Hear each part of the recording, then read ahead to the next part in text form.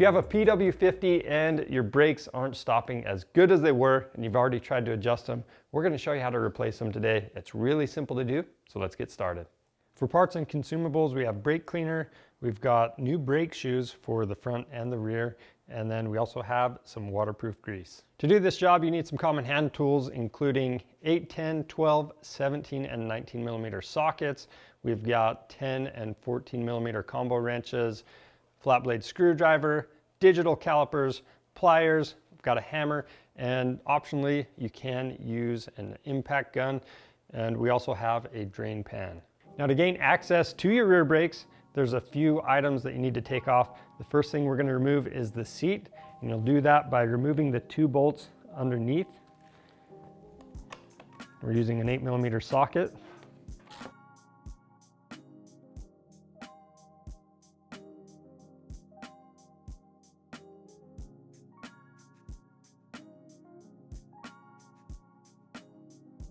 That's just going to pull straight out.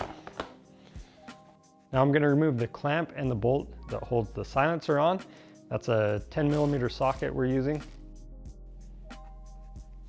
To remove the pipe, we have 10 millimeter head bolts in the front and a 12 millimeter bolt in the back. After that, we've got a bolt going through the shock, 2 nuts on this bracket,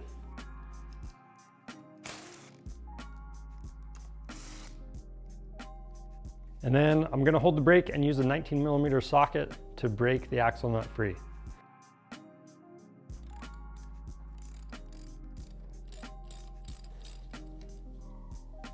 So now we should be able to lift the shock up and remove that bracket. Now before I remove the wheel, I'm going to back this adjuster off all the way.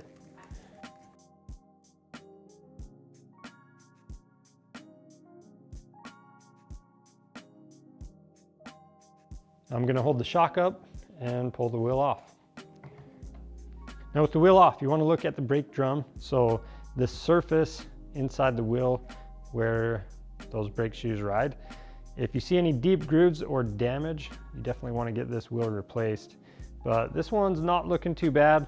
You know, if there's a deep groove right at the edge, then you know the brakes have worn down into this, and that's not a good thing, so that's when you'd want to replace it. But this one's looking pretty good, so we're just going to clean it up with some brake cleaner and a rag. And when you're looking at this, just make sure there's no grease or any type of lubricant in there. And if you see any minor scratching or imperfections, you can clean those up with either some Scotch-Brite or some emery cloth. Now, one other thing to look at is the brake shoe surface itself. If it's shiny, it means it's glazed. Now, these ones aren't the worst, but they're also not the best. And while we're in here, we're going to replace them anyway. A new set of brake shoes is going to help the bike stop a little better. So to get these brake shoes off, they're under spring tension. You've got a spring going all the way around. So I'm going to start by removing this bottom shoe first by just pulling it down. That's going to take all the tension off, and we can remove the top shoe. And before we go back together, we want to do 2 things. We want to clean this backing plate area just with some contact cleaner or brake cleaner, and then you also want to make sure the pivot moves freely, which ours does, but just in case yours doesn't, if you need to lube that up, all you need to do is remove this bolt from that pivot arm, and then you're going to pull this shaft out, put some grease on it, and then you can reassemble it. Keep track of the plate, and then notice on the back of this, it's kind of hard to see, but there's a little dot at the corner of that screwdriver. There's also a matching dot on the back of that shaft.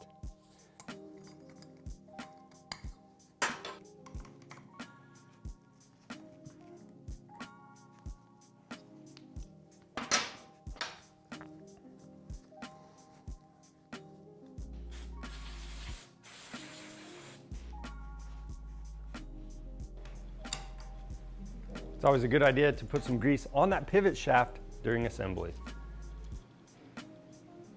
Now to install the brakes, I've got the top brake shoe. This has the round side that's going to go on the anchor, and then the pivot has the flat side.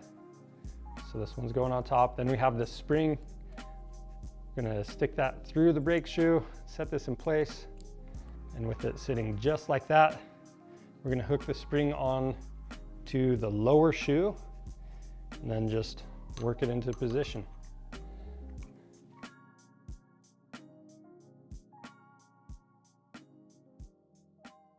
Now before you slap the wheel on, you want to put a little bit of grease on these splines. You don't want this stuff going everywhere. You don't want it getting on your brakes.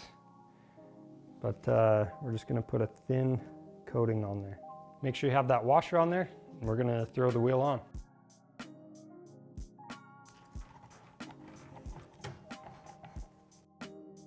So you got these collars and this dust seal here.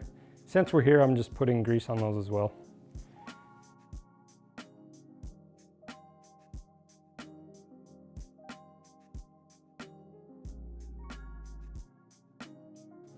Now we can reinstall the bracket as well as our brake cable.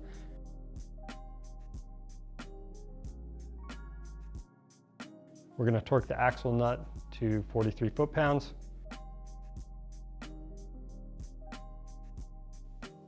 After that, you can reinstall your lower shock mount, your exhaust, and your seat.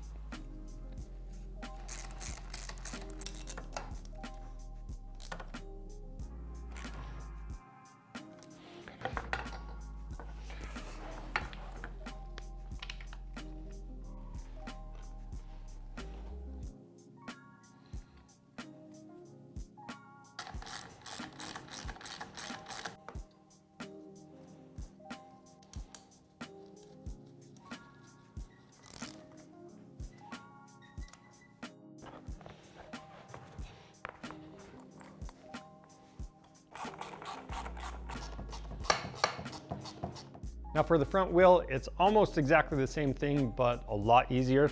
Now you can see our adjuster, we have plenty of adjustment in there, and our brake shoes are probably just fine, but we're going to show you how to do this anyway. Now with these, it's going to be easiest if you remove this screw out of the top of that lever arm. Make sure you keep track of that nut. And then the arm, again, this has a punch mark on it. We'll slide that off. And then I also pulled this cable from the housing. Now we're going to remove the axle nut and remove the wheel. So there's a couple things. When you slide this axle out, you want to pay attention to the collar or spacer on the side of the wheel, and then pay attention to this housing as well. And the whole bike is also going to tip back. So I'm keeping one hand on the forks. I'm going to set this down. Let the bike tip back, pull the wheel out. I'm going to pull this spacer out so I don't lose it. Then on this other side, we're going to remove the brakes. Now for cleaning, inspecting, and replacing these brake shoes, it's going to be almost exactly the same process as the back. You can see with ours, we have a ton of brake dust and a little bit of glazing going on. Now we are going to replace these, but if you don't plan on replacing your shoes, maybe they look good, you can just clean that brake dust off, and you know, if they're lightly glazed, sometimes you can clean that up with a little bit of sandpaper.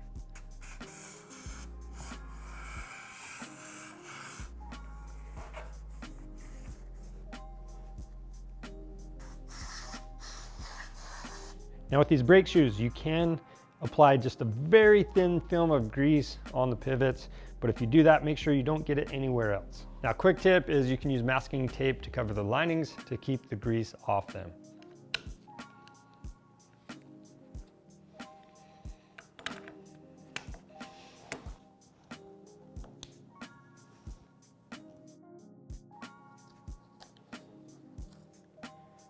Now I'm going to reinstall the actuating arm along with that cable into the housing.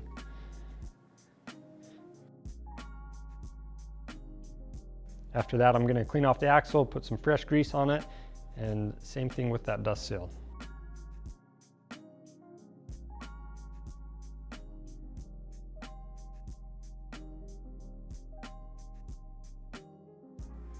Now I'm going to reinstall the wheel. Just make sure you line up both the spacer on that right side and that brake housing. You've got that pin lining up with it.